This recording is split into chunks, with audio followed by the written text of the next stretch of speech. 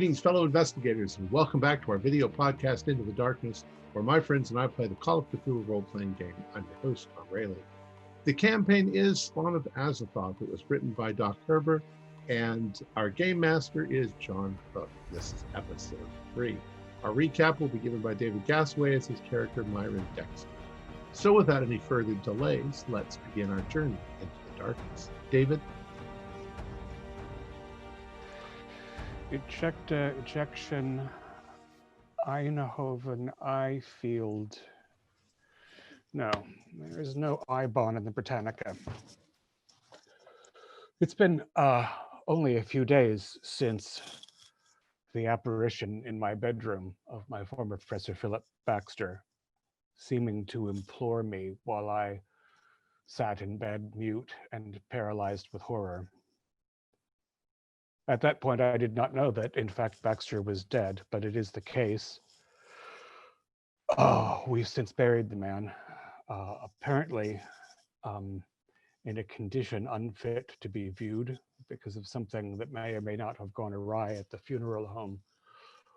Or it may have been to do with the substance he had been imbibing.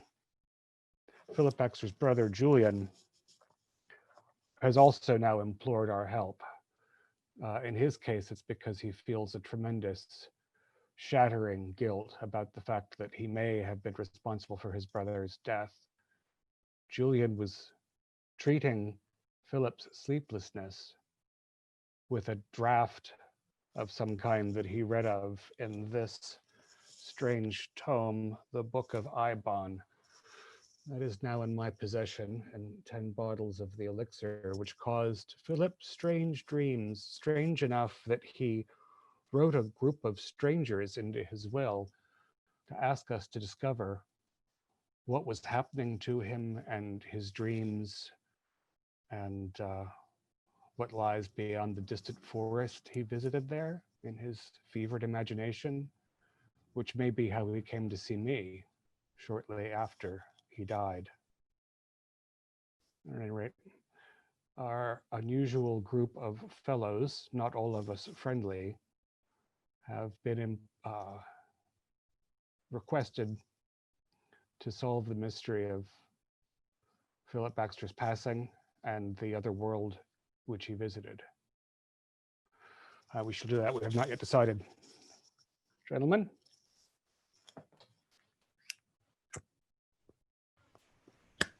Excellent. Before we bring the camera to join Cornelius, Zebedee, and Frederick as they go to visit the former home of Philip Baxter, I want to stay a moment with Myron and Dr. Zeno as they have collected, with his good wishes, the Book of I-Bahn and the 10 bottles of the sleeping draught that he's created. And as you're heading for the door, Myron, you feel a heavy hand pressing ever gently on your shoulder. And as you turn, you see the giant that is Matthew mutely standing there looking at you. Each of you may make a psychology roll. Ooh. I got an 18 out of 35, which is 1 point away from a hard. All right. And I got an 11 out of 50, which is 1 point away from an extreme. We are savvy. You are quite savvy. You can see and you sense in the look on his face, in his eyes, the way his brow is soft and just, you can see that there's great caring in Matthew's face, and mutely he seems to be conveying that a great responsibility has been transferred into your care. And it just takes that moment where he caught your attention with the hand, and you can feel that Matthew is there's steel cables under that flesh. This guy he exudes power, but he just ever so gently got your attention, both of you, and then just conveyed this sense of almost gratitude, and then there's been a passing of the torch, and with that look, you can tell that he's hoping that you will take it and carry it, with care, and use it with care. After that moment, he takes his hand away and shuffles backwards, and then kind of looks at his feet, and then looks to Father Baxter, and then goes to him to start caring for his needs, as you guys are now going to exit his room. What do you think that was all about? It seems like the bond between them is exceptionally strong. And now we have, to an extent, Julian and Philip's lives in our hands, or their fates of some sort. I don't know, if we can't relieve Julian's conscience soon, I think it'll be the end of him. Now, if you don't mind, when we get back, I would like very much to go over that book. I have some working knowledge of dream lore, and I'd be very interested in seeing this book if that's what it has to do with. We might also consider some experiments with the liquid. Yes, I'm not sure what sort of experiments are in order. We ought to get at least one of the bottles to a chemist for it to be analyzed, I should think. That might take a while. I would be willing to test it on myself. Under observation, of course. Well, we should discuss it with the others. We have a shared responsibility, but I suppose someone has to taste it. Yes, and I mean now, but later perhaps. Trouble sleeping? No, not really, but just a great deal of curiosity. Multiple cultures around the world believe that dreams lead somewhere, that there are, dreams that rest on the surface and dreams that dive down much deeper, and that somewhere down there is perhaps the collective consciousness of the human mind. Ways to tap into it. Buddhist monks study for years, and African tribesmen do the same.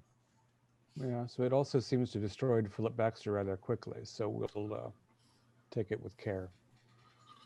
Well, if those two things are related, of course, they might not be at all.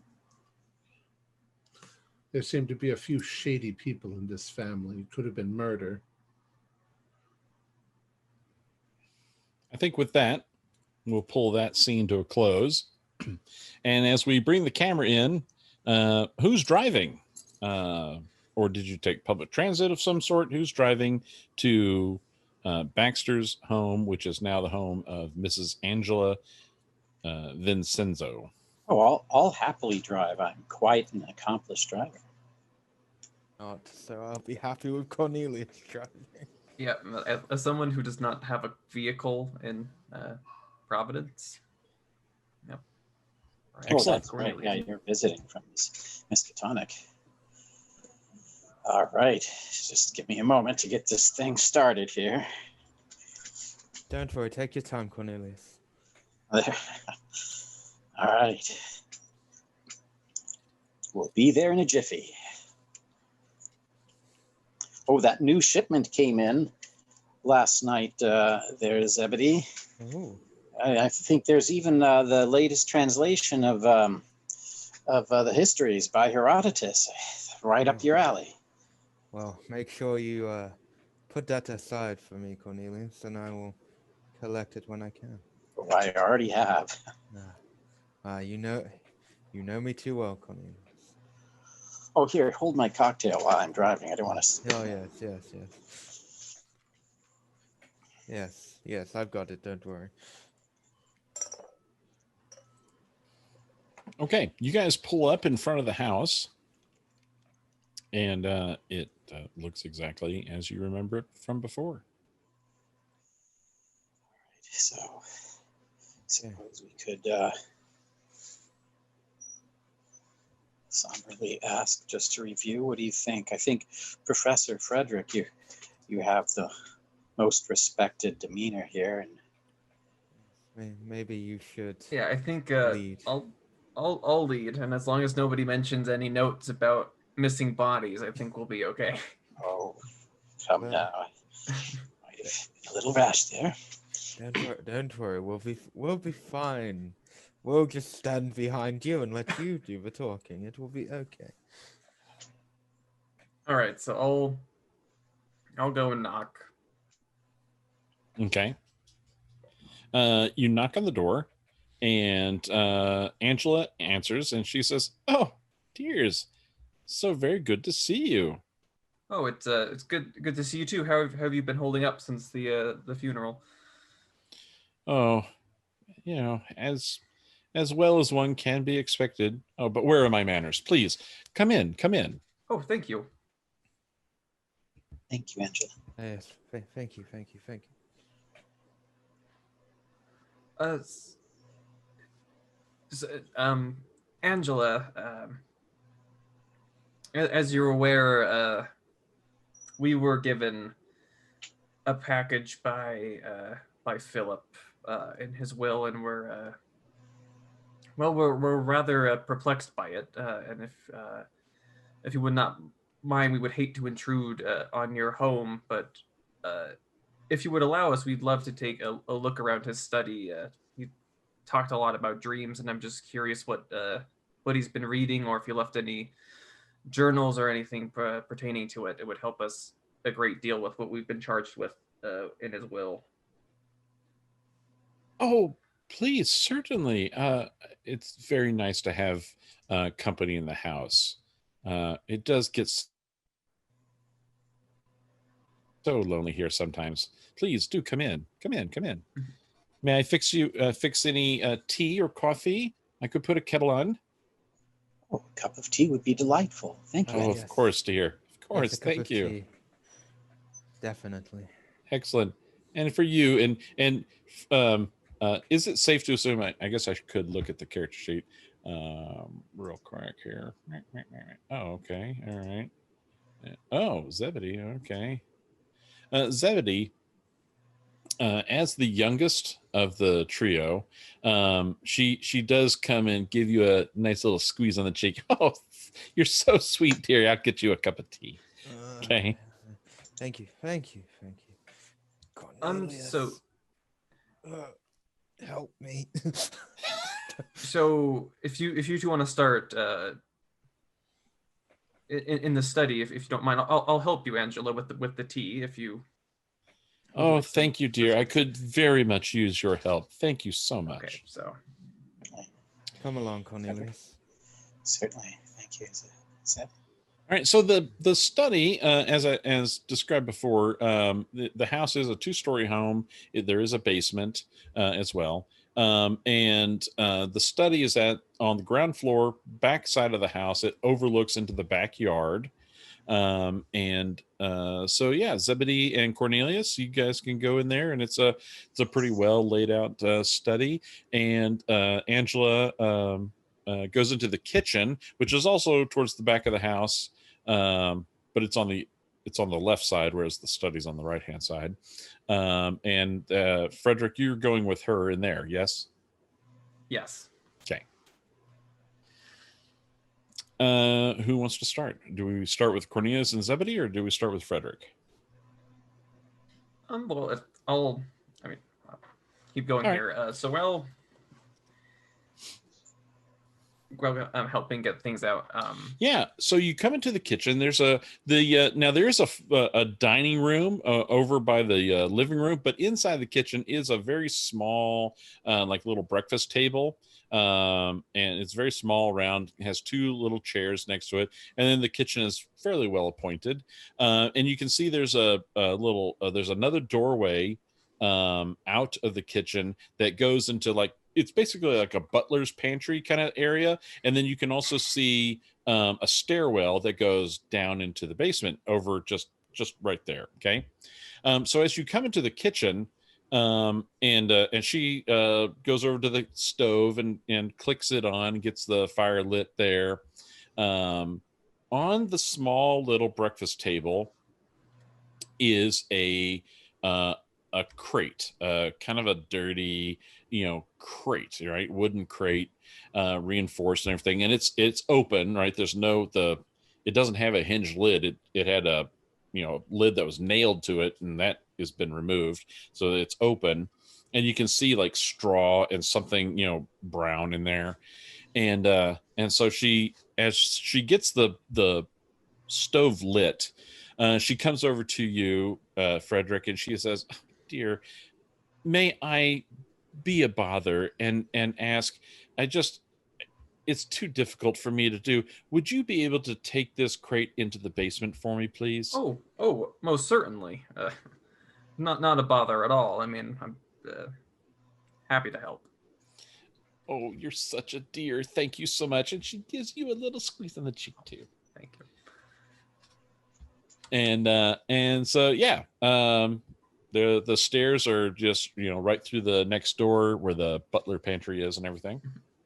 Okay, yeah. So how heavy is it? Is that when I mean, it's not, you can carry it, it's fine. We don't have to do any die rolls or anything, but you can see it's awkward, so it's got straw and, straw on the inside, and you see coconuts. There's several coconuts inside this thing and kind of clacking around as you pick it up. Oh, some fresh coconuts, eh? Fresh as they can be, I suppose. Cynthia sent those from the Andaman Islands. Isn't that interesting? And she points at a white label that's plastered on one side of the box. And you can see that it has there's international stamping and postage had been paid and everything on it from the Andaman Islands. And you can see that Cynthia Baxter sent this package, and so Angela says that yes, this came not too long ago, but Cynthia sent this for her father. What a dear! What a dear! Oh, is there somewhere I should be aware of to look for downstairs to put this, or just anywhere out of the way? I don't think I will be having any of the coconuts, and well, now that poor Mr. Baxter has passed on, yes, I don't have the heart to dispose of them, but just take them down to the basement. well, most certainly. So I will do so. Yeah. Is so down here in the basement, is it just like stored furniture down here? Is it like living quarters? Yeah, so the basement is not finished per se. So it does have a concrete floor, and you can see that it has stone block walls. So it's not like it's cut into the earth or anything. It's been, it's got a constructed basement. There's no raw earth, right? I mean, they obviously cut into the earth. But yeah, it's not finished for any kind of living space or anything like that. So there's just, the accumulation of decades of junk have made it down here. There's an area that seems to clearly have the forgotten toys of children. There's an area that seems to be, boxes and boxes of probably decades of academia, that's been collected and done with. And then in one back corner area is the boiler, and you can see that, like heating oil and stuff like that. There's containers for that over there. Okay. But yeah, so pretty much, light bulbs dangling from a single cord, with the drawstring to turn on the lights, so you got to come down in the dark and then, give yourself illumination after you get down there. Okay. And so everything has a pretty like fine layer of dust on it. Yeah. I mean, she doesn't make it down here often to tidy up and clean. But it doesn't look as if it's been forgotten for decades. I mean, somebody probably comes down here maybe once or twice a month, Okay.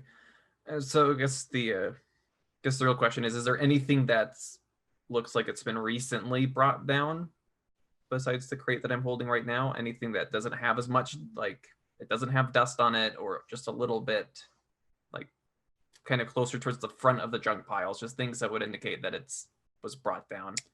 Yeah, nothing recently. stands out to you. Okay. Nothing stands out to you.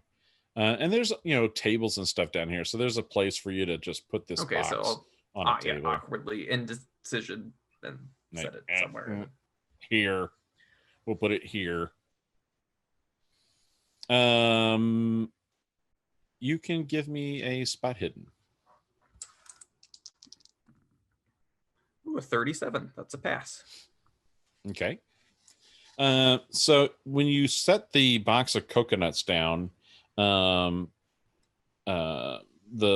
coconuts shift, and you see something gray, something kind of cylindrical and gray, but it's obstructed. You just barely got a glimpse of it. There's a pretty thick packed layer of straw and stuff, try and keep the coconuts from clacking around too much. Okay, well, I'll start. I was curious about this, so I'll start kind of taking coconuts out and kind of sifting through the straw to try to find what it was that I saw. Okay. Yeah, you get the coconuts out and you start sifting through the straw, and then as you kind of start parting the straw, you find that the gray cylindrical thing that you found is actually a tail, and you have discovered 2 desiccated rats at the bottom of this crate. Ooh.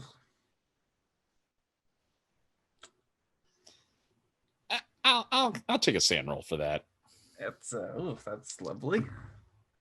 44 is a pass on the sand. Okay, that's a 0. You're fine. Okay. Oh, just bit of the heebie-jeebies, but nothing too terrible.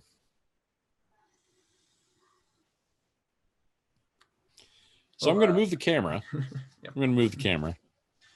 And we join Zebedee and Cornelius as they enter the study. There is a roll-top desk.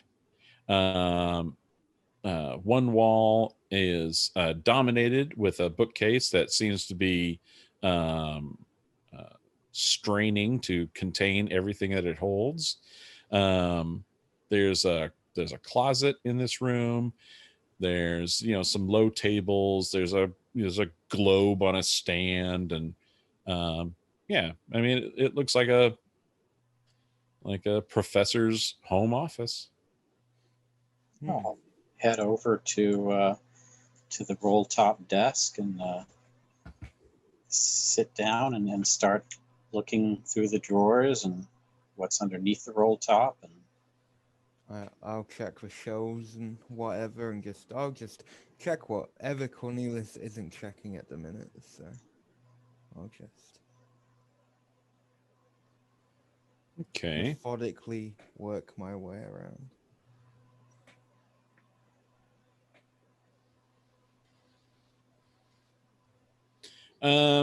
Each of you may please give me a spot hidden.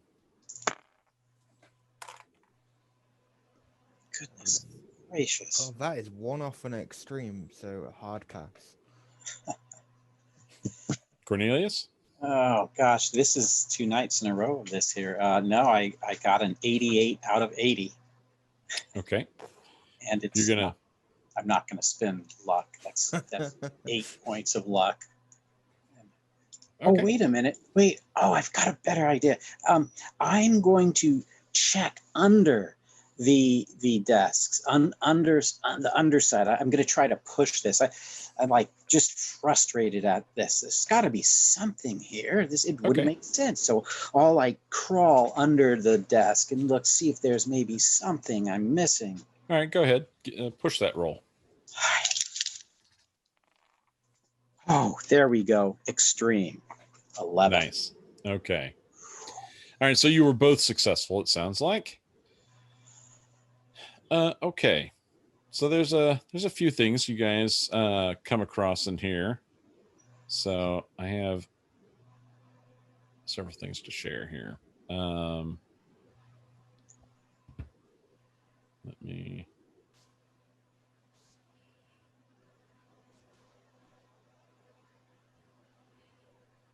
Okay. All right. So, take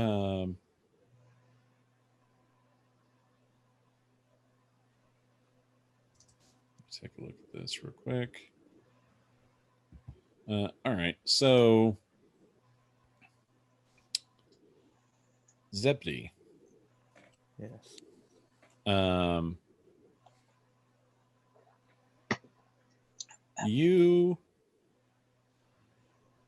You discover a correspondence. You discover a letter that seems to have been authored by Cynthia Baxter. Andaman Islands, September the 8th, 1918. Dearest Father, I am writing this letter to let you know that I am safe and sound and all is well. I am sure that this letter from Commissioner Talbot was upsetting, but he did not completely understand the situation. Although my abductors were extremely primitive, intriguing, even more so than my, what the hell does that say? Flock, very good. I never left in danger at any time. I was able to converse with them in a language similar to the one I already know and stayed with them for 4 days before returning to the mission. It was during this time that Commissioner Talbot wrote about the incident. Have no fear, I was allowed to leave unharmed and have even been promised by some of them that they will occasionally stay in touch by visiting the mission. Your loving daughter, Cynthia.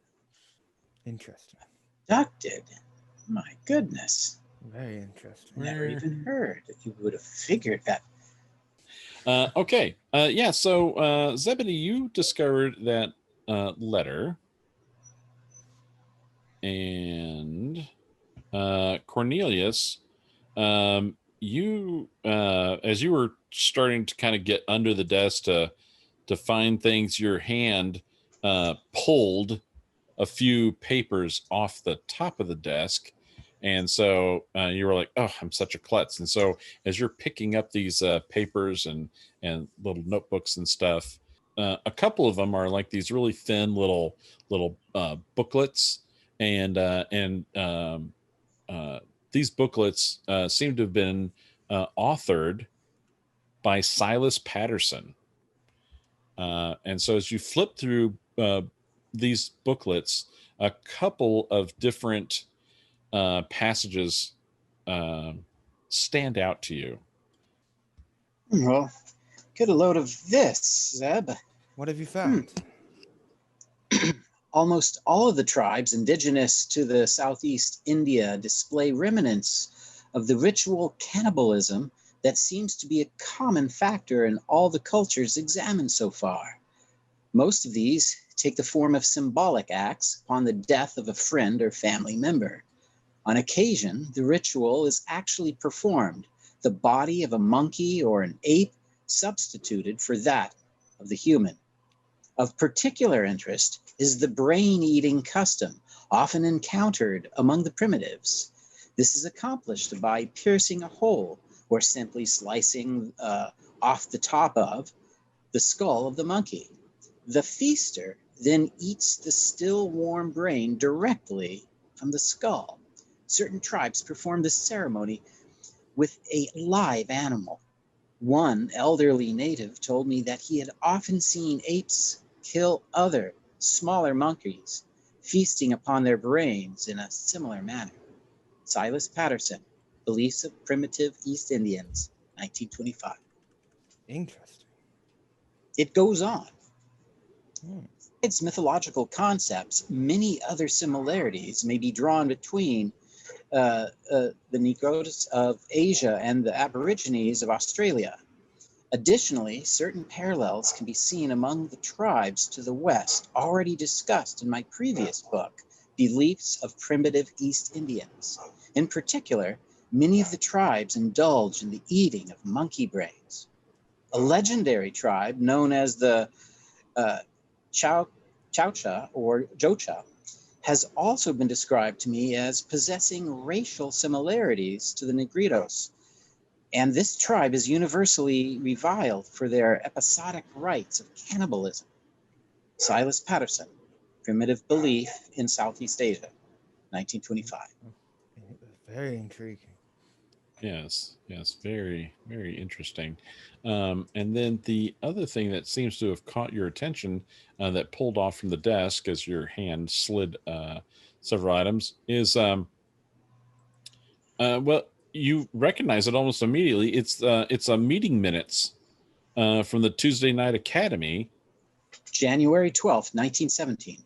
Resolved this evening by all present that the aforesaid members from this day on shall be considered one and the same with the Tuesday Night Academy, sworn to meet with each other the first and third Tuesday of every month until an individual shall see fit to discontinue the practice.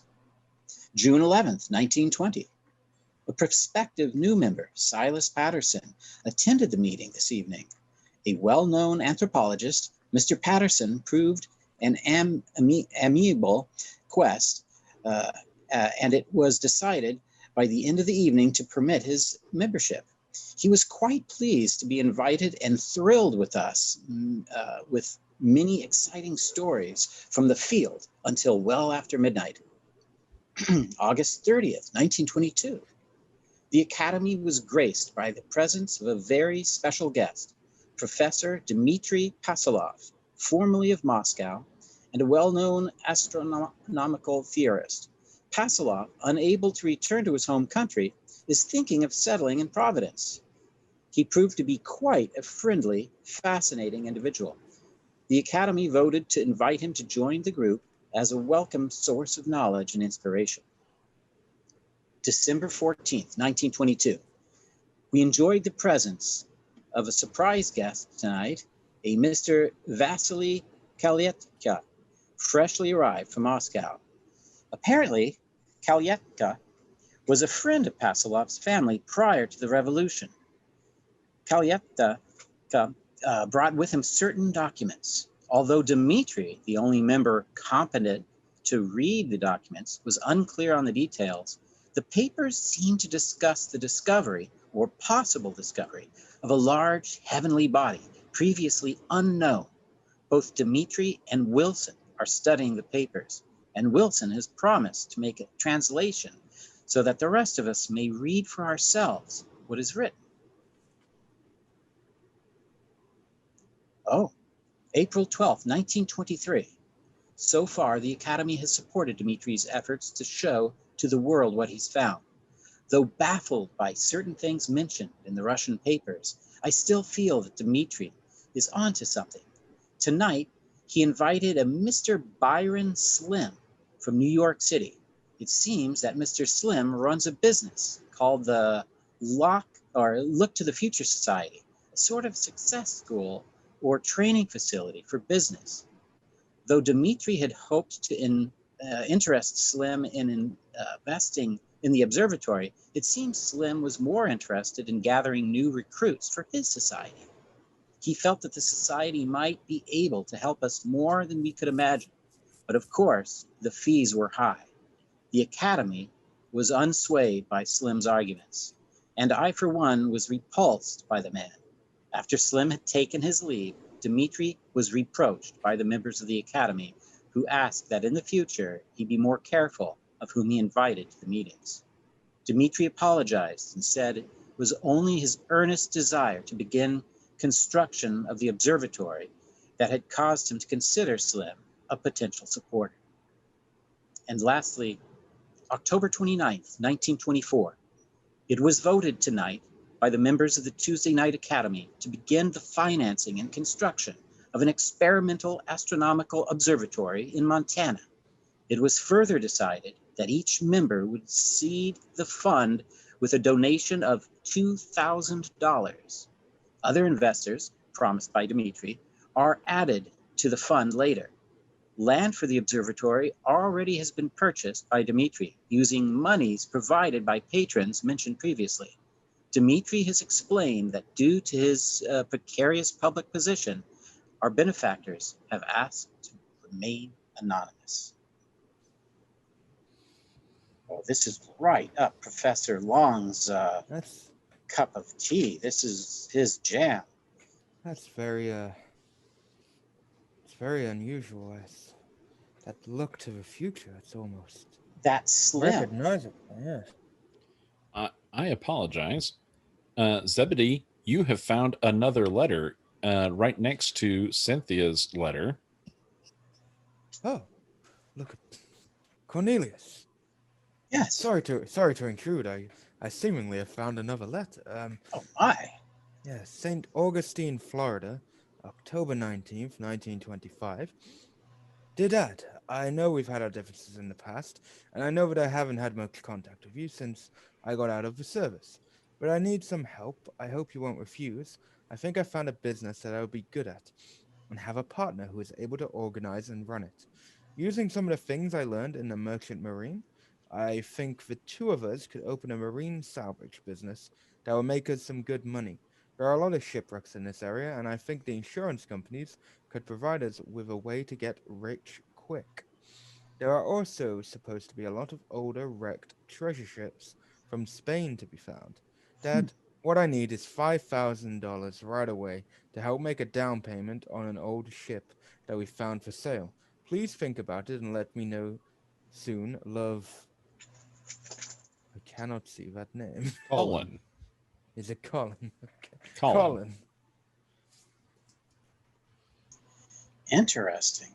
Very interesting. We So found a many lot. clues. I wonder if Dr. Saladin has any familiarity with Slim's organization in New York. That sounds like something that might be up his alley. Yes. We must tell the others of these things.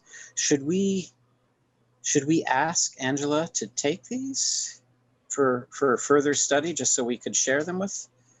Yes. Maybe, yes, we definitely should. We can't just go stealing them. That would be Exactly. ungodly for it. Jeez. We're not monsters, Cornelius. Certainly We not. left that after the war. And my finger. And your finger, of course. I still keep it in a jar. No, I don't know it.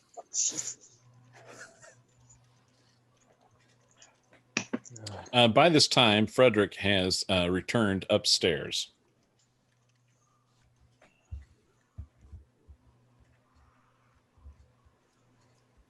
I'm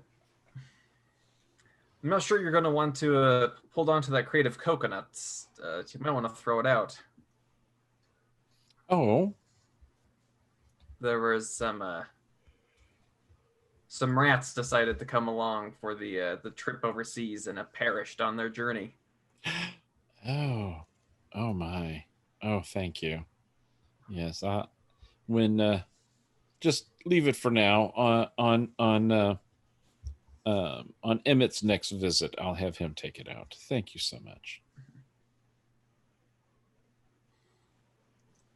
And going to like I can seeing things in cupboards and things, I'll get like things down for tea, like the cups of the teapot. Yeah. And I'll She greatly appreciates that. I'll start gathering things, and I'll just ask Angela, has Many of my associates asked you about a sleeping medication that Baxter was taking. I believe someone. I apologize. I'm so terrible with names, but I believe someone did ask me about that. And yes, I think Philip did have a difficulty sleeping, and so I think on occasion he would take a little nip of something to help him sleep. Oh, I was just wondering if is there any of that still around so we can have a look at once again. Very, very strange to be charged in a will Hmm. to look into somebody's dreaming, but Hmm. he was a friend, and I intend to fulfill my obligations. So, Yes, dear. Oh, thank you. I, I don't recall. To be fair, I haven't had the heart to go into Philip's room. You're welcome to go check if you'd like. oh, I would. Well, thank you so much. I greatly appreciate that. But here, I'll be finished with this here. Thank you so much for your hospitality. Oh, thank you, dear. I can get this. You can go and take care of whatever business you need to. Philip's door is the first one on the left at the top of the stairs. Oh, well, thank you. And I will go upstairs. Okay. Yeah, you head upstairs, and when the stairs, the stairs go up, there's a landing. They go up again, and at the top of the stairs, there's 4 doors, 2 on the right, 1 straight ahead, 1 on the left. The one on the left is shut. The one straight ahead is shut. One of the 2 doors on the right is ajar, and the other one on the right is shut.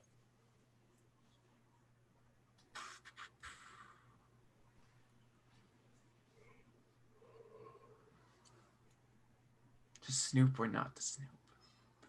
I'll check the bedroom first. The first door on the left, she said. First door on the left is what she said was Philip's. Okay, I'll enter that one. Okay. You open that door. This is a very large room. In fact, this master bedroom is the full width of the front of the house. So the windows overlook the front yard, the front street running there. This room has a fireplace in it. And there's a closet nearby, and there is a large bed, and you can see a nightstand on one side, and then in the corner there's like a sitting room or a sitting area, with a little side table and stuff like that. Very, very nicely appointed room. Okay, if there's like some end tables or anything, nightstands, dresser, I'll start looking through. Okay. Those things. Yeah. So, you actually don't even need a roll for this because it's just laying there, right there. There's several magazines sitting on the nightstand next to the bed. The magazines are titled Whispers.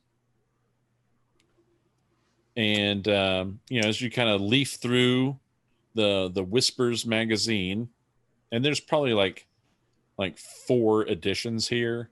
And in each of these editions, you can see on the table of contents, someone has, probably Philip, someone has taken a pen and circled a name in the table of contents, and it's the same name in all 4 issues.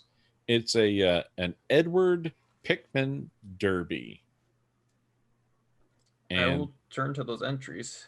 And so Edward Pickman Derby is an author, and he has poems in each of those editions. You also find the nightstand that he's using is kind of boxy in shape. So it's got a full rectangular body, and it has an open, just like an open space, like a big shelving space, right? And then there's a drawer, and then there's the top of it. And in that open shelving space, just stacked on their sides, you find just volumes of basically these small, little,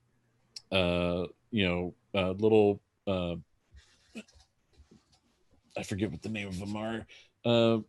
Composition. You find all these little composition notebooks, and it looks like it's just volumes and volumes of Philip's personal diary. Okay, so One per year, it seems. So I'll find the most recent one. Okay. All right. April 14th, 1912. Okay. I, Philip Baxter, a widower with 3 grown children, now more or less on their own, have decided that I am entering a new phase of life, and commiserate with this, have decided to record the events of my life and my personal thoughts in this, my diary. May 2nd, 1917, a very upsetting day. I know that Julian has been deeply troubled by his sickness and subsequent retirement, but I would have never have thought it to come to this. How could he have done such a thing? I suppose he will be all right after a time, but I cannot decide whether to tell Cynthia. She is too fond of her uncle and has so much respect for him that I'm afraid the shock of his actions would be too upsetting. Perhaps I shall not mention it at all. Maybe when she returns home someday, I will tell her about it in person. November 7th, 1918. I am so very worried. I find it nearly impossible to think. I received a letter today from a Commissioner Talbot in the Andaman Islands, stating that he believes my daughter has been abducted by savages. He says there is no reason to think that she has been harmed, but I know the tales that have been told of these primitives. I hope to God that she will be delivered back to us. November 12th, 1918. Rejoice, my daughter is safe. A letter came today from her telling me the good news. My mind is relieved. June 3rd, 1919. Had a terrible argument with Emmett last night. He accused me of showing favoritism to Colin of all things. I assured him that I've always made an effort to treat all of my children equally, but he would hear none of it and stalked out of the house, saying that he was moving out. I called the judge's office this afternoon to talk with him, only to learn that he had quit. He told the judge that he was going to open his own business. How did these things come about? February 18th, 1927. Have not been feeling well lately and visited Dr. Walters to have my heart checked again. He said everything seemed fine and there was no reason to worry. Nonetheless, I still feel tired and vaguely uneasy. This most recent plague of nightmares have kept me from getting all the rest I feel I so urgently need these days. Perhaps I should speak to Julian about it. I know that ever since his stroke, he has been making a study of dreams and the like. March 28th, 1927. I finally went to visit Julian today and told him of the most recent spat of nightmares, and he seemed genuinely interested in my problem. He has suggested that upon awakening from a dream, I immediately try to set down the events on paper in a book. Afterwards, he will read the descriptions and comment upon the dreams. Julian has told me that this procedure could take some time, but that it has proven useful in other cases that he has read about. I think I shall have to give it a try. April 16th, 1927. I had the strangest dream last night, unlike any I've had before in my life.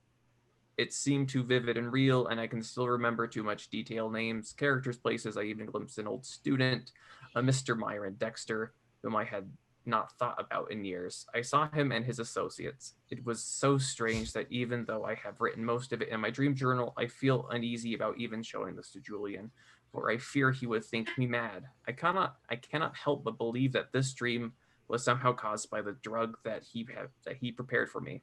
I slept far too soundly and longer than is natural, and the intense reality of the dream was too frightening. Although Julian means well, I feel that perhaps his dream analysis may not be the answer to my real problems.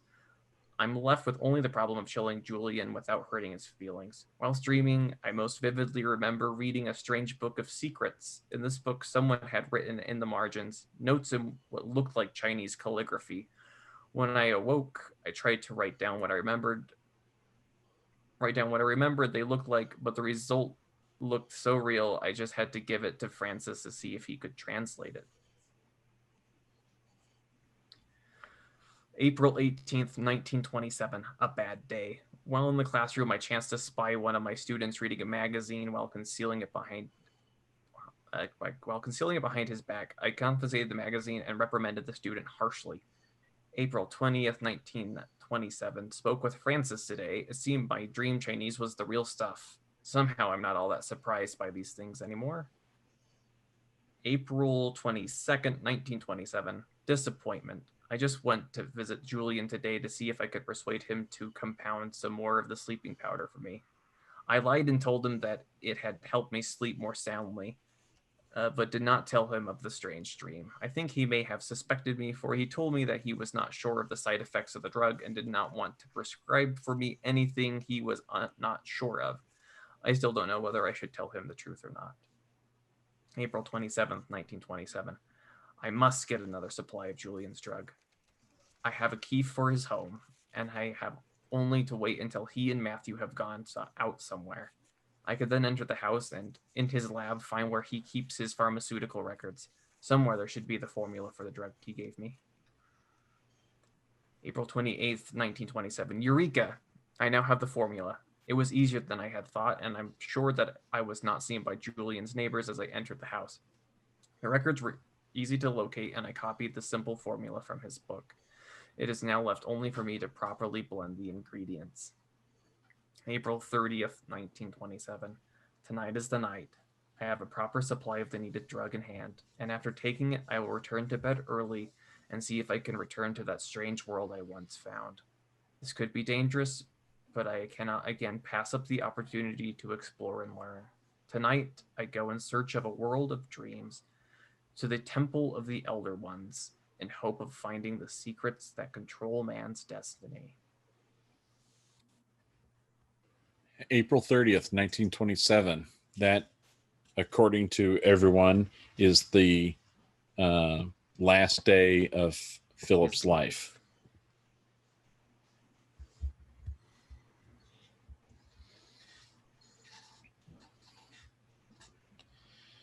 Okay. Cornelius and Zebedee, you guys have been going over things. Cornelius, as you were, one of the things that you knocked over in your search of the desk was an old picture in a frame. Do I recognize anyone in that picture? Yeah, it looks like it is a picture of Philip with his three children, and they look younger. So they look to be well. Emmett looks to be a teenager, and then Cynthia looks to be like a probably 12, and Colin is probably 9 or 10. And yeah, as they're there in this picture, give me a spot hidden. Interesting. Is that a hard? That is, yep, it is a hard pass. So you're seeing this picture. Obviously they're dressed in their Sunday best, and standing before a plain backdrop as they went to go see a photography studio service. But they must not have caught that Cynthia is standing and her younger brother Colin is right next to him, or next to her.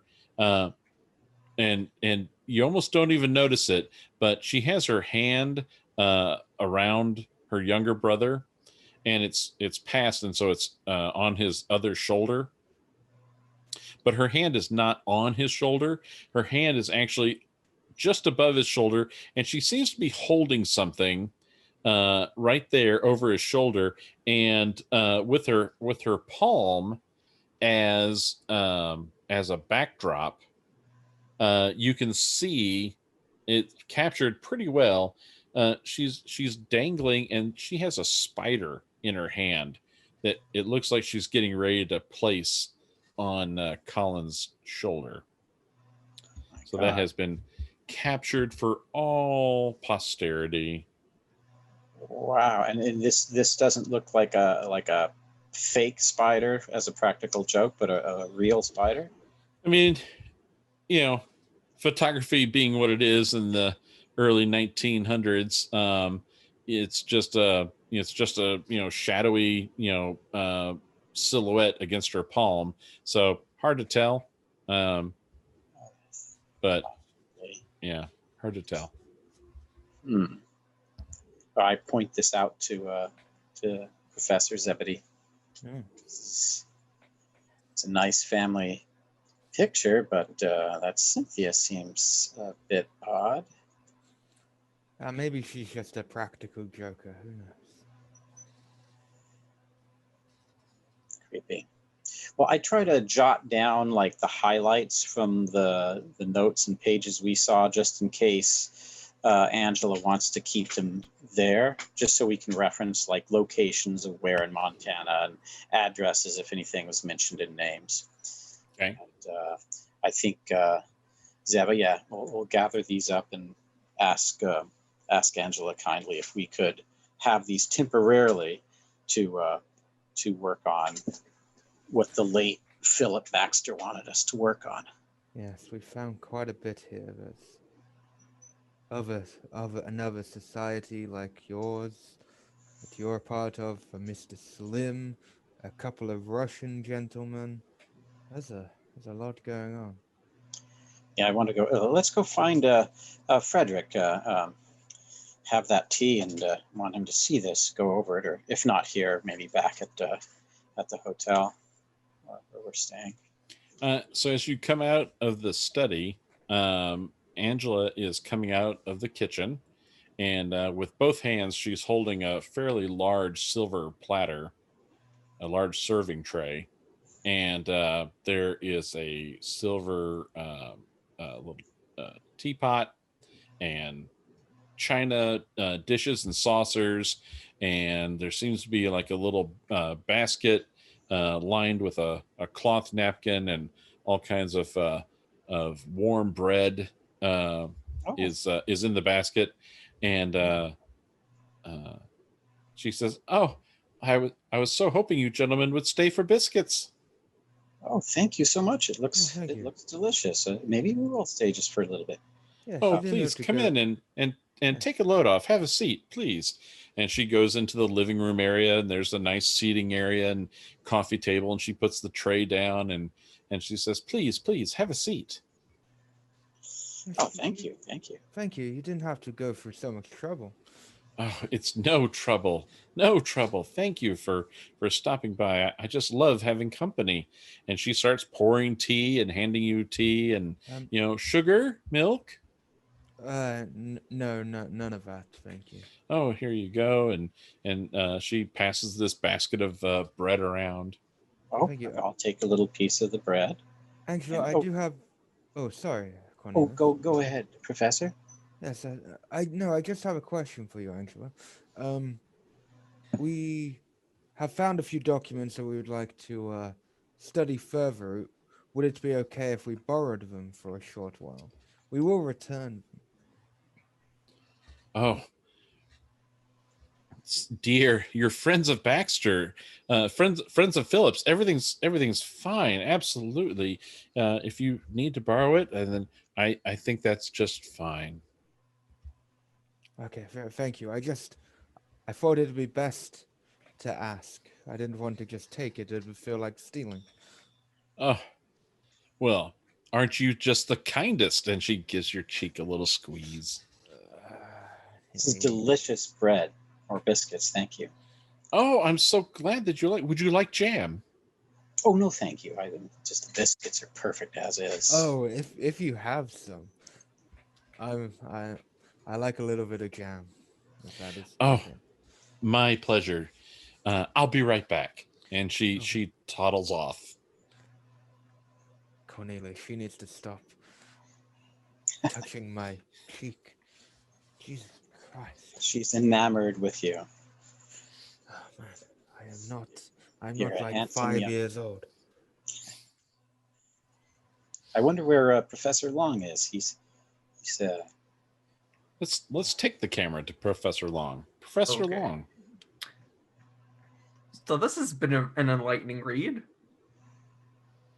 While trying to suppress my need to try to think of all the possible things that Father Julian could have done to be like such an affront. He said he has the formula somewhere for this powder, I guess is what it is, he says. And so I'm going to continue. I mean, I'm going to scour the rest of this room for any other scrap of paper where that might be written, any bottles of this stuff. And if I can't find it in this room, then I'm going to go continue to crawl around the upstairs. Okay. You may give me a spot hidden. And Francis, who's done some translation, is out of the country, so it's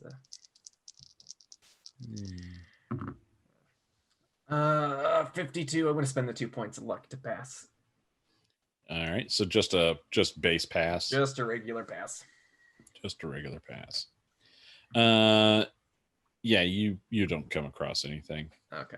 But now you have so you feel like you have thoroughly searched the master bedroom. Okay. So I'll make my way out of the room. Okay. And if I hear them chatting down there, so yeah, so by this time you hear something to the effect of you hear metal and china clinking with each other and saying something like, I was hoping you would stay for tea and biscuits. And then you can hear Zebedee and Cornelius saying, Okay. oh sure, as the three of them are now walking into the living room. Okay. So I'm going to kind of go to the end of the hall and check in that door that's currently open. Okay. So you yeah, it's just across, the top of the stairs, it's basically just a square, so it's not really a hallway per se. And so right across there, the door is ajar, and as you kind of push into it, it's a bedroom. And it definitely looks like it was decorated and lived in, and certainly smells like an old lady lives in there. Okay. So I'm assuming this is Angel's room. I'm sure he was not up to anything as far as the concocting a drug in here. So I'll leave that room alone and go into the one of the other closed doors. Okay. So there were there's a second door on this wall. Hers was open. There's a closed one. You open that one? Yeah. And you open that one, and it looks to be another bedroom mirror to the one that she uses. This one, though, looks very impersonal, just bare bones decorations. It looks like a guest room.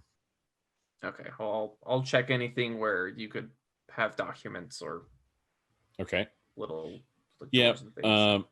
A search roll is unnecessary as you go through any, because there's a dresser and a highboy and a nightstand and anything that has drawers, the closet. You check all of that, and everything's empty. Empty. Okay. So this room's empty. And then there's only one door left up here that was closed, and it's on a wall that's in between the master bedroom and the wall that has the two doors on it. So you go to that one, it's opposite of the stairwell. You open that door, and it's a bathroom. Okay, it's like a medicine cupboard. There is. Yeah, there is. So you open that, and you can see that there are several medicine bottles in here, and also like little medicine boxes. You know, the medicine used to come in what looks like a Mhm. an old box, like a matchbox, you know, a little slide drawer. And all these things, all these pharmaceutical bottles and boxes have Angela's name on them.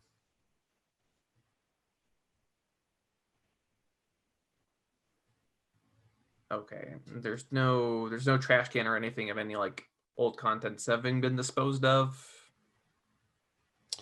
I mean, I'm sure there is a waste bin in here, and it's got wads of tissue paper and stuff. Okay. Just I'm a little like, yeah, where is this formula? You know, where is this bottle? I mean, at the moment I don't know that we have any of it, so I'm still desperate to get our hands on some. But so checking through, and if my search comes up empty here, I'll once again listen downstairs, kind of. Okay, you listen downstairs, and she says, "Oh, I'll go get you some jam." And you can hear Angela toddle off to the kitchen. Okay, so I'll wait for her to go to the kitchen, get something, and then go back in for conversation to resume. You might hear a low murmuring between Zebedee and Cornelius, but you can't tell what they're saying. Okay, I'm just once Angela's once again with them, I'll do a very, very quick check on what I would assume to be her room, because once I'm like, gotta find this. Yeah, so eventually you hear her come out of the kitchen, and so she's got another tray with her that she adds to the other tray on the coffee table, and you can see that she's got a small bowl of butter. She has 2 different jars of jelly. I didn't know if you liked strawberry or marmalade, and of course I have honey butter here as well. Would you like me to butter that for you? And she's got a silver knife. Oh no! I'll do it myself. You've done enough already. Oh, certainly. Okay, sure. She looks a little disheartened that you said no to her. So she hands you the knife and the bread. Don't take it. You've just done so much. We weren't expecting so much hospitality. I wouldn't want to put you out. So. Oh, certainly. It's no trouble whatsoever. No trouble at all, dear. These are delicious biscuits. Yeah. Oh, thank you. I'm so glad that you like them. If you're hungry, I can make dinner if you'd like to stay for dinner. Oh. It's no trouble at all. I was starting a ham. Let me go start a ham for you. And so she goes back into the kitchen to start a ham. So I look over to Zebedee and in a whispered voice, and should we stall and give Professor Long a better, longer time to search around? What, we're going to stay for tea now? We're going to Do you like a cherry glaze on your ham? That sounds lovely. Thank you, dear. I'll get that started. Oh, yeah. Could I lend a hand in the kitchen, Angela? Oh, thank you, dear. I would love that. Thank you so much. We have to meet Myron and Zeno. Well, but these biscuits are really good, though. Maybe we could bring some back for them. Looks like we're staying for tea, then. Professor Long, camera's on you. Okay, so I mean, I'm a little like kind of pacing back and forth. Like I'll go back into Baxter's room and start pressing with my foot. Like, is there any floorboards that he's like lifted up or like anything? Like he's okay. So I'm checking. Like, you want to go back into Philip's room and look? Yeah, so this will be considered. This will be considered a pushed roll.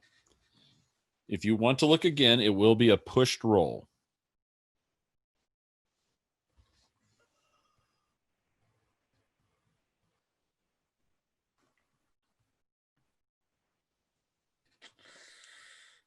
I passed and I didn't come up with anything. I don't. You came up. You spent luck to get a standard success. And that came up empty. The odds of doing better than that are quite low.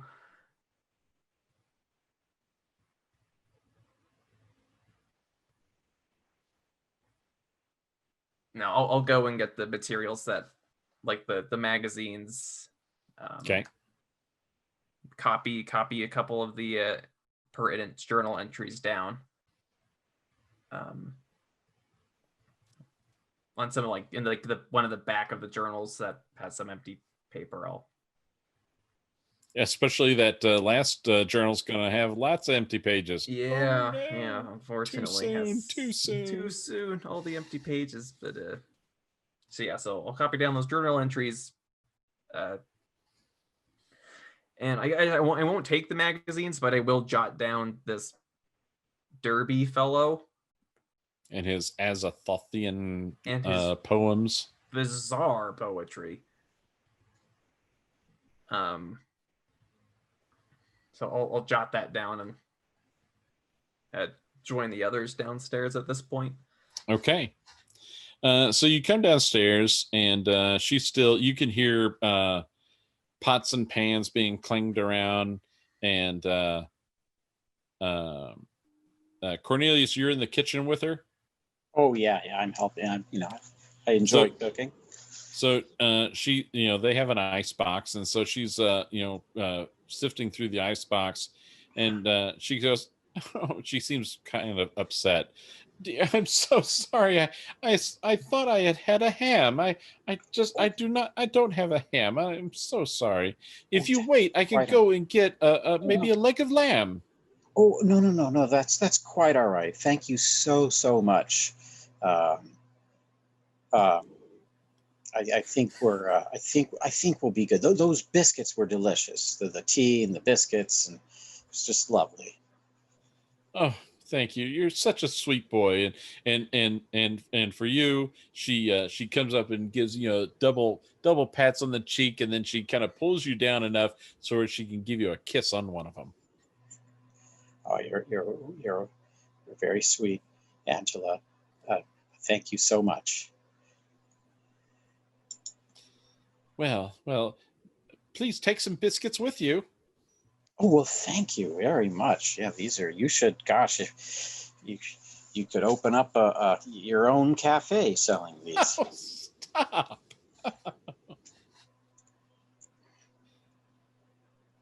All right. So what do you guys do? Thank you so much again, Angela, for your hospitality. Gentlemen, or did you? My pleasure. Thank you for your help. And she gives your cheek another little squeeze. And she says, "Where's that Zebedee? Thank you for coming by. I so greatly like to see you again." And she gives you the double cheeky squeeze.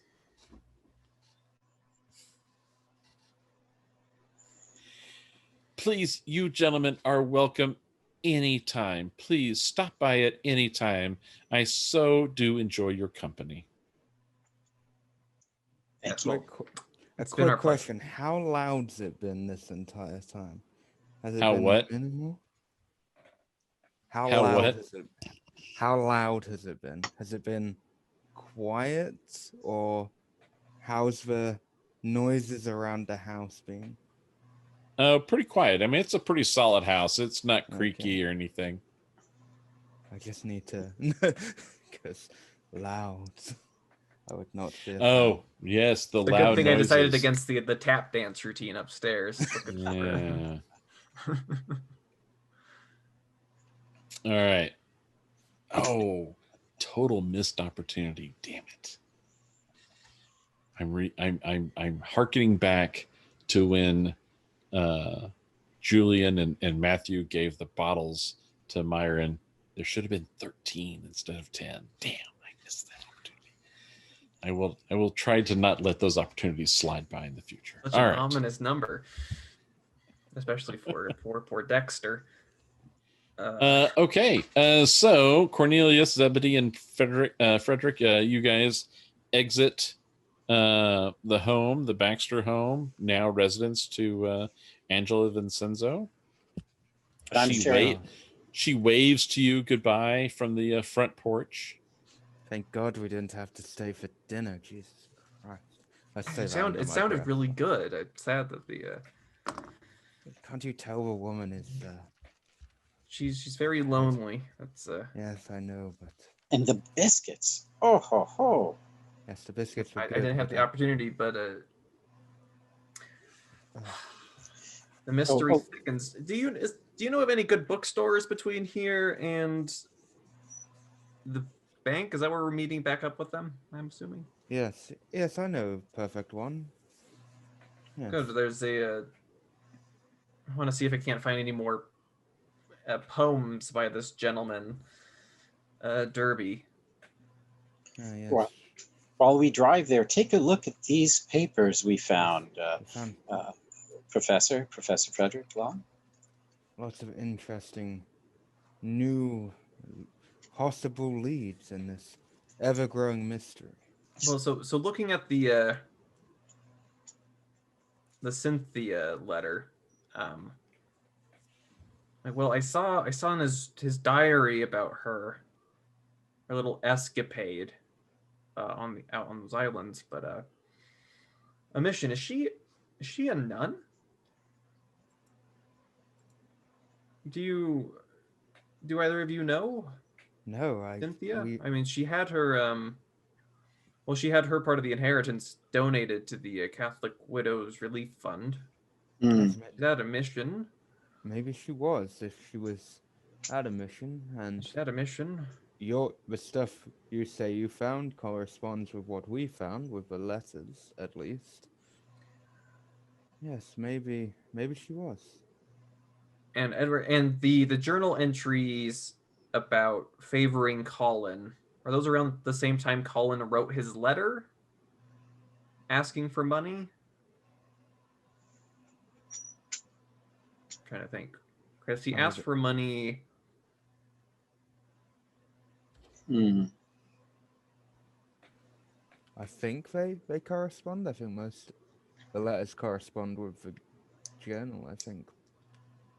September 8th, 1918. That's when... Yes. Intriguing. A lot of entries here. One thing that I have noticed is the Andaman Islands have come up quite a lot in our region. They come up a little bit. I mean, that's where she was staying, and that's where this this event occurred, but that was years ago. Yeah. True, very true. They were sinking a significant amount of money, the Tuesday Night Academy, into building an observatory. Yes, this observatory is quite fascinating. I would love to go out there and see it if they ever finished it. In Montana, wasn't it? Yeah. Yes. The land's cheap out there, and there's good land of the big sky. Yeah, those good. Two Russian fellows. Did you Dmitri. either of them know them? Yeah, so as members of the Tuesday Night Academy, and that since you guys are fairly recent members, and I don't believe you've ever met either of the Russian gentlemen. You are aware of the observatory in Montana, but you've never had conversations with anybody about it. It's just something that you're aware of, and that exists until now. It hasn't piqued your interest. And now it's very like this Russian fellow and his mysterious benefactors getting this constructed. This is all very, very interesting. I wonder if this heavenly body they referred to. I mean, there's been some thought that there might be another planet. I wonder if that's what they're referring to. Yeah. An unknown body beyond Neptune. Yeah, celestial body. Yes, possibly. I wonder. Yeah, might be interesting. It'd be quite it'd be quite remarkable to be the one to discover it. Yes. If indeed it is out there. That would be remarkable. That'd be good for you, Professor Long. Good discovery. But let's not dally. Well, another thing is that Mr. Slim and his luck to the future. That's a far more interesting name than your Tuesday night academy. Well, I didn't. I didn't choose the name. Oddfellow, maybe going by the stuff, they didn't really want any involvement, but maybe he was a silent benefactor to the Russians without them knowing. Who knows? Well, so I guess we'll stop at the bookstore. 'Cause I wanted to see if there's anything else by Edward Derby real quick on our way back. Probably pick up a volume of his poems and then be back up with the other. Is your only intent to find a book by Edward Derby at the bookstore? So Edward Derby, trying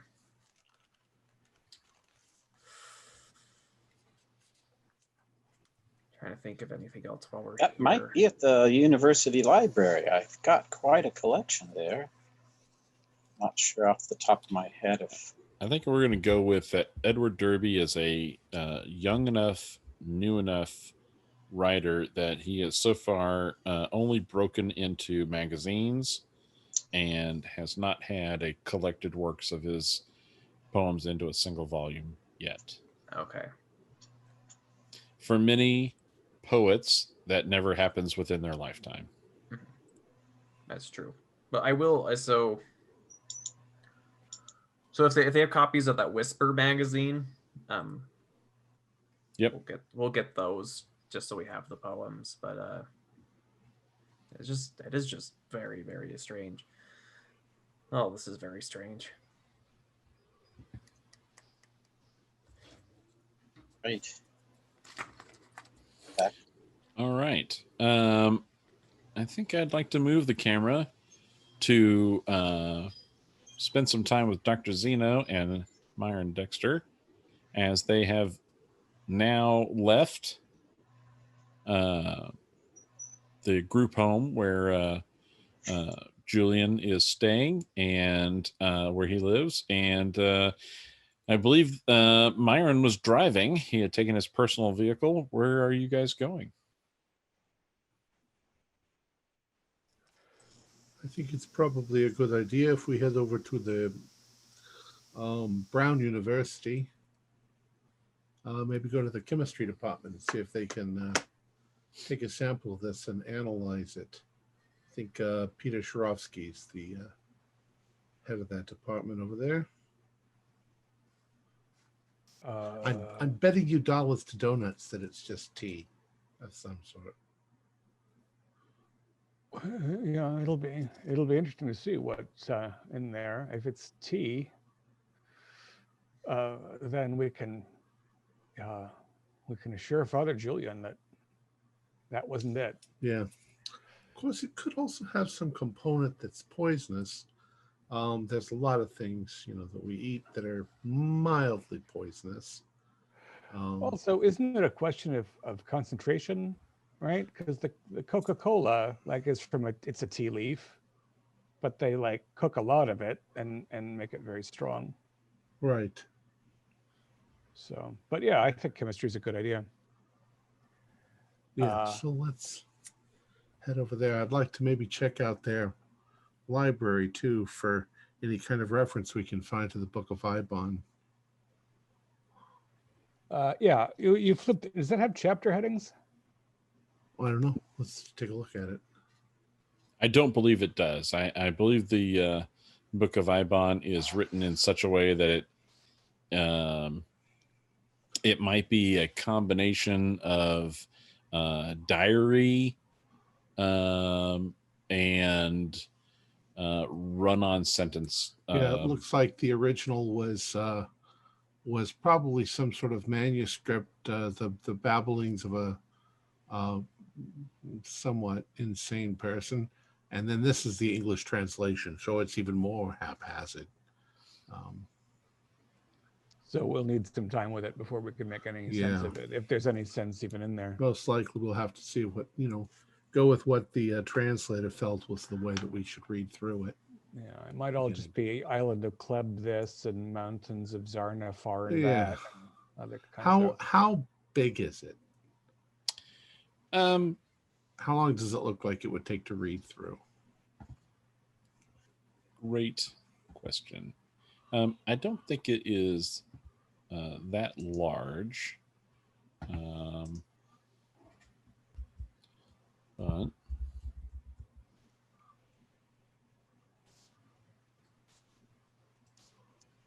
I can find it here in just a second.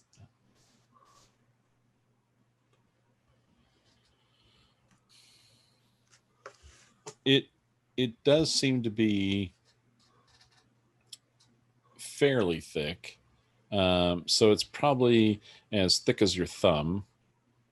Oh, So pretty good size volume. It looks like it would probably take, in order to understand it well, it looks like it would probably take several weeks to fully consume it and fully understand it. But certainly you could do an initial skim and Right. get some, highlight information of maybe the entire thing in a general sense, and then of the rest of the time that it would take to consume it fully, you could probably capture portions of information as you go. Plus, we're not even guaranteed it's all here. In any case, it's whatever they were working, whatever Father Julian was working with. Yeah, I mean, my hope is that between the description in the text and what a chemist can tell us, we can figure out exactly what Philip was consuming and if it was dangerous to him.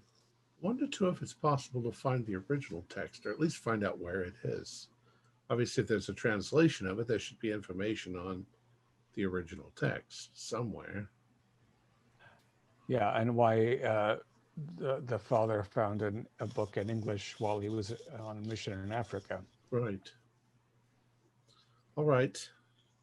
Yeah. Let's head on over to the university. Yeah, I'm gonna when we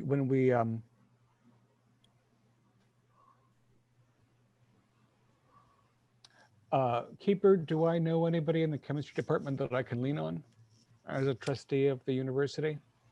I believe Zeno named somebody. I liked that. Peter Shrovsky. Peter Shrovsky. You do know Peter, and how well do you know him?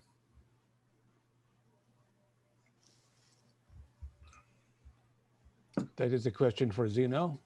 Oh well. Oh well. You both know him. Obviously, Dr. Zeno knew of him. I've chatted with him at parties. There you go. So, Myron, I think you probably know him better. But tell me how you know him.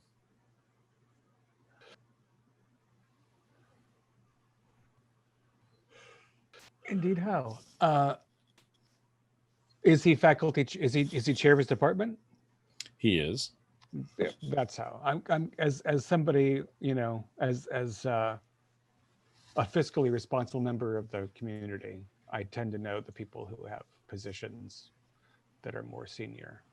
Okay. So the trustees might have asked him to report on something so that we have some personal knowledge. And also he could authorize, use of materials that not any junior professor could. Indeed.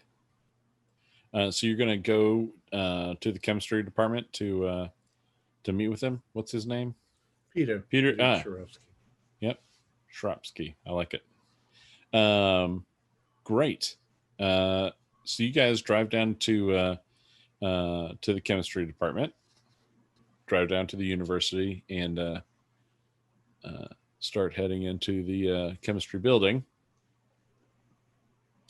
And Peter's office is on the ground floor of this building. Myron,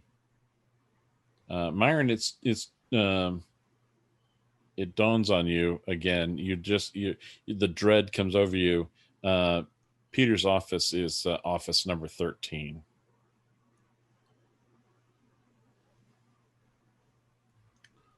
Myron, you're hesitating. Is there something wrong? Claustrophobic? It's a long story. I'm just gonna. I pull out a snuff box and sort of embarrass it, take a little pinch. Do you want to sit on the bench over here?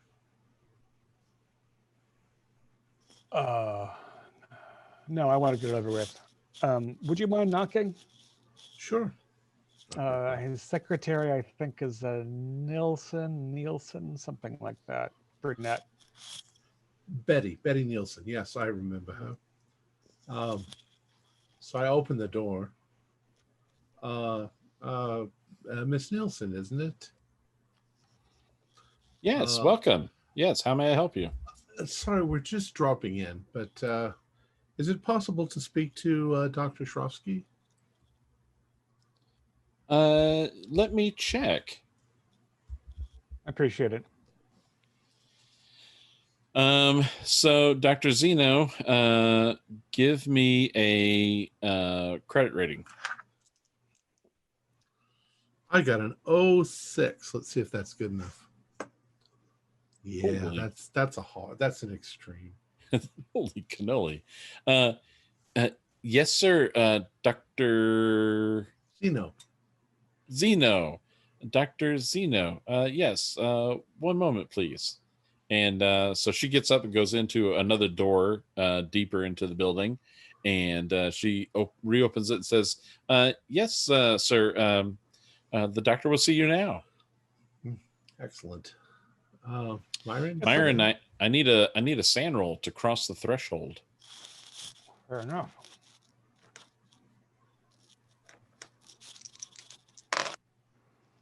Wow, I rolled a 2. That was some good stuff, man. Yes, that snuff is what did it. It gave you the courage, and you were able to boldly cross over. You hardly feel the wards ripple across you as you step across the threshold and stride into Dr. Shropsky's office. Hello, Dr. Shrovsky. You remember me? And I'm kind of hard to forget. He walks over and he goes, yes, it's Dr. Saladin, right? You can call me Dr. Zeno. Zeno is fine. Okay, excellent. Well, I think you know Myron. Yes, Myron. Very good to see you again. Doctor? And Shropsky recalls, and he goes, "Oh, sorry, old man. It's so good to see you. Please have a seat." So he points at Myron. Brandy. I think a pinch, yes. Thank you. Good call. And he opens up a lower desk drawer and pulls out 3 shot glasses and a bottle of brandy. Thank you. And he puts a finger in each. To your health. To memories of friends lost. Well, hi. Lost friends. So, yeah, please try to explain, Dr. Zeno. So Dr. Shrovsky, we recently lost a friend. He passed away in his sleep. And it's come to our attention that he was taking a kind of a home remedy for sleep disorder. And we have a sample of this liquid. We just want to make sure that it's nothing toxic that he was taking. We don't think if he overdosed on this or if he it would have been an accident. He certainly didn't commit suicide, but we would like to know what the substance is. We haven't been able to find what formula he cooked this up with. I think it might just be tea, but and I give him one of the vials. He says, "Oh, all right, yeah, if it's certainly. No trouble. It's not a trouble." And then he looks at Myron. "It's not a trouble. I can do this for you, no problem." That's excellent. It's it was Dr. Phil Baxter that was drinking this, and I would like, for the sake of good feeling at the university, to clear up that there wasn't anything untoward involved. Again, we don't think it's foul play or suicide, but he asked us posthumously to look after things. So, I consider it, there'll be discretionary funds for whatever you need for your analysis. We want to be able to reassure his family that everything was okay. Yeah. Yeah, this shouldn't take me too long. I think this should be fairly simple. I can have this information for you probably by tomorrow. This time tomorrow. That would be wonderful. Yeah, that's excellent. I'll phone before we drop in. I wouldn't want to, pop in on you by surprise again. And thanks for the brandy. My pleasure. And we probably so good to chit chat for a bit. Oh, certainly. Yeah, but we don't have to play the chit chatting. No. Thank you very much. Unless he has biscuits. An old lady comes in. Biscuits and cheek pinching. Okay. So Cornelius, Frederick, Zebedee, where are you guys heading? Somewhere where we can hopefully meet back up with Dexter and Dexter's Herbert. bank, I assume. That's probably where. Yeah, I wonder whether we wouldn't have been wiser to make plans to meet at the library. But last I remember, I think it was the bank. You guys were going to call that office in the bank home base. As long as we can get there at all hours. I suppose I can. So sometimes they have to wait on the street.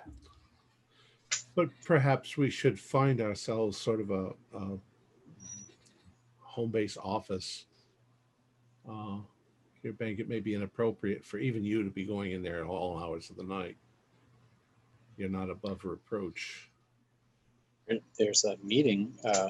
There's little conference rooms off the side of Brown University Library. Yeah, that seems like a suitable place. It has more general hours and less security. Well, we could, no, never mind. I was going to suggest maybe you could all come to my place, but my brother might get in the way. There's another one like you. Oh, he's not like me. Yeah, something like that. I just have a little flat, so it wouldn't be good to come to my place. I mean, I'm sure we could also use my study, but Brown might be more universal to us. No. Brown. Yes, I vouch for Brown. Yeah. Well, let's at least do the bank for now. Could use my my office at Brown. Like, well, it's not really an office. It's to the side of the classroom I lecture in. But well, if we all get on a train and go up north, then that's too far. God damn There's it. cleaning staff at night in these places, so you don't want the cleaning staff around. In any case, I assume we all get together and you guys tell us everything that you learned, and we tell you everything. Yeah, so everyone gathers. You guys are back at the bank. Let's bring all five of you together. You're back at the bank. Well, it sounds like this Cynthia is a missionary, at least, maybe a sister. Although none of them ever call her sister. Yeah, I think at least the fellow who wrote about the kidnapping would have referred to her by her new name if she was married to Christ. So maybe she's just a missionary. Could be there for medical reasons. Could be there for education. they like to educate the natives. She did say flock. Flock, yeah. We might want to just do some quick research into finding out more about that abduction. Well, it Yeah. sounds kind of like one tribe grabbed her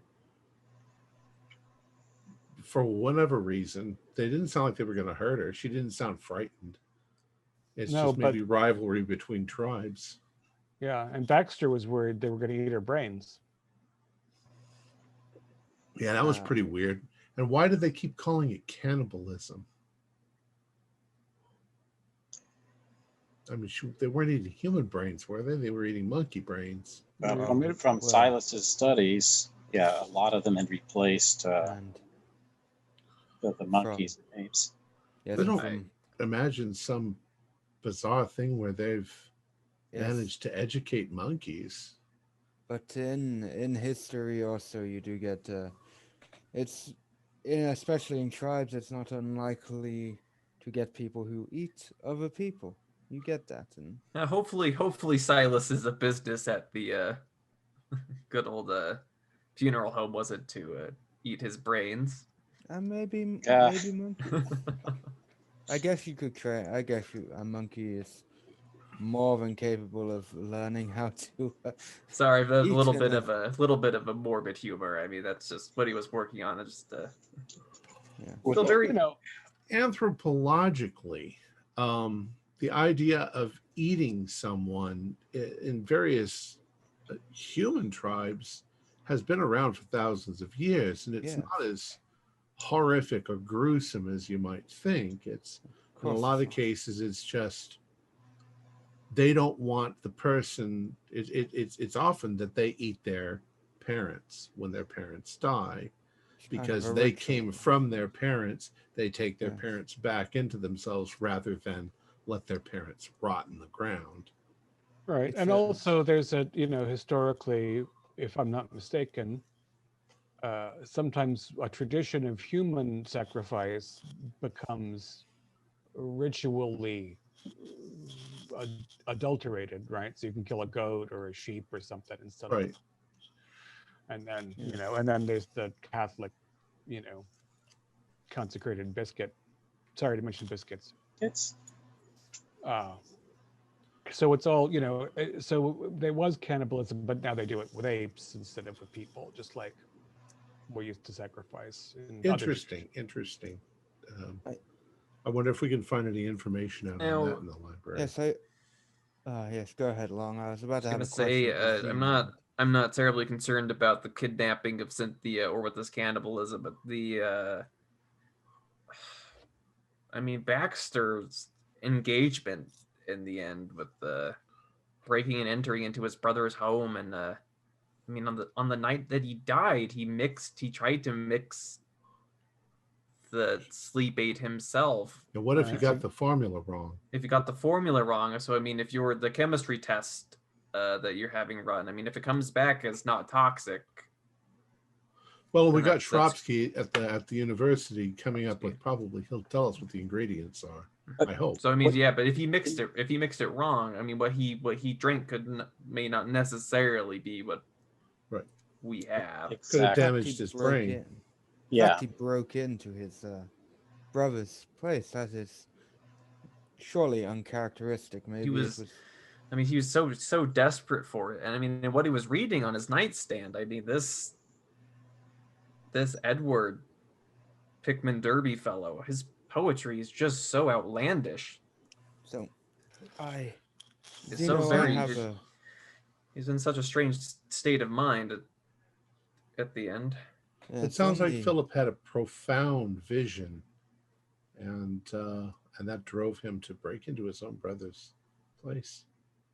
Or there's something in that beverage that has an addicting character.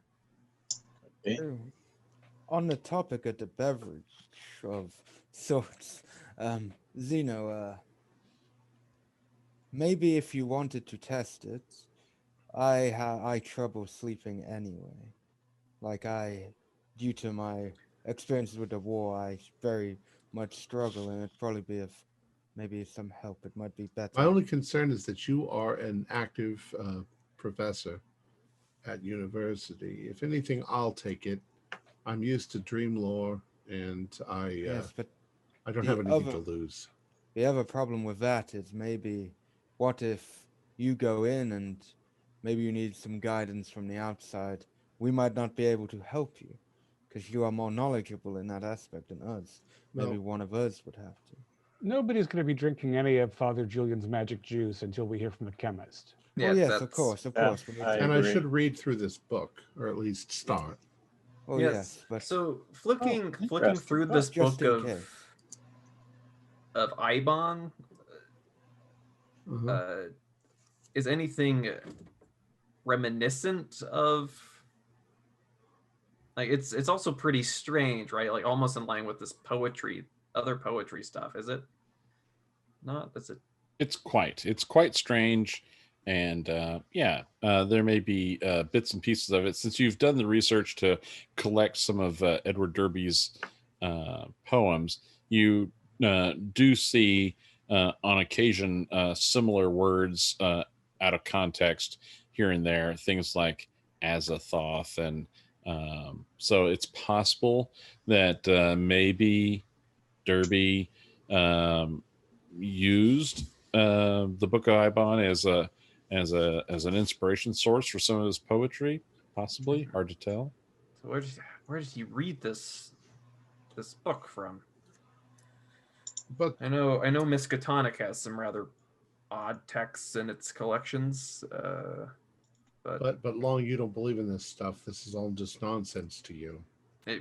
You're absolutely correct. It's all nonsense. Well, here's another thing, something based on the other thing you said, that I find it impossible to believe that there's a ninth planet. The influence would have been seen in astrological documentation that such a thing existed. There we are can only see- 8 planets.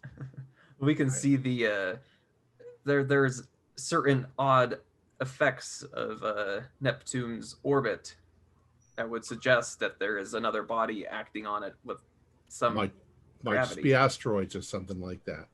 But I don't believe that you're going to find another planet out there. Time will tell. Time will tell. That's what's going on in Montana with our Tuesday night academy. Maybe that is a place we should visit at sometime soon. It's definitely come up, and it's a good place to start, possibly. Not a country boy. As you guys are having this conversation in the that meeting room in upstairs at the bank, which has that large picture window that overlooks the front street, and overlooks the funeral home that you had been at recently. The day, of course, this is the 5th. This is the day that you started this morning having that will reading, and now the day is coming to a close. It's getting the shadows are getting long, and the day is coming to an end. As you guys are up in this loft, Dr. Saladin, you glance out the window, and you can see from a distance over there, just across the street, you can see the gentleman who is most likely that Alvin Beswick that Zebedee and Cornelius and Frederick had mentioned as the proprietor of the funeral home. There's a hearse outside, and he seems to be unloading a casket onto like a a gurney of sorts, that the casket transfers to, so he can wheel that into the funeral home. But as you see him doing that, and he's working by himself, and you can see his movements as the way he moves, and his back is hunched a bit as he's doing this. Zebedee, I need you to make a sand roll. Or not Zebedee, I'm sorry. Dr. Saladin. Saladin, I need you to make a sand roll. 28. That's a pass. So you lose 0, but a shiver goes down your spine as you are convinced that he is not, to you, he doesn't seem completely human. In fact, you see mannerisms, movements, maybe a slight hop to his gait that instantly reminds you of another such inhuman encounter that you've had in the past. I think that I need a penalty dice on that roll. Okay, go ahead. I still passed, but Okay. I'm like, oh dear God. But it chills you to the bone as in your mind you feel like you're seeing someone who is very closely related to a ghoul. Yeah. And we will bring the curtain down to a close for this episode. Our players included Morgan Llewellyn, Stuart Lively, Josh Harwood, David Gasaway, and myself, with John Hook as Keeper of the Secrets. We have a Discord server where you can chat with our other members, you can set up a private game, and you can learn the finer arts of gameplay and game mastering. There's a link below. We're currently producing up to 4 shows a week with music and sound effects added in post-production in order to create a richer listener experience. We provide audio-only versions of our shows free for you to download from Podbean or iTunes. The costs involved with the show are provided almost entirely by our patrons. Without them, we wouldn't be able to do what we do. If you'd like to help support our show, please visit our Patreon account. Just $1 to a month helps us a lot. You can find the link in the description below. Like, share, and subscribe to our channel, and punch the bell icon for updates on our latest shows. And leave us some comments. We enjoy reading them and answering any questions you might have. This is Tom Rayleigh, together with all the members of our gaming club, inviting you to journey with us once again into the darkness for another adventure into the universe of H.P. Lovecraft and the Call of Cthulhu role-playing game. Until next time, good luck, good game.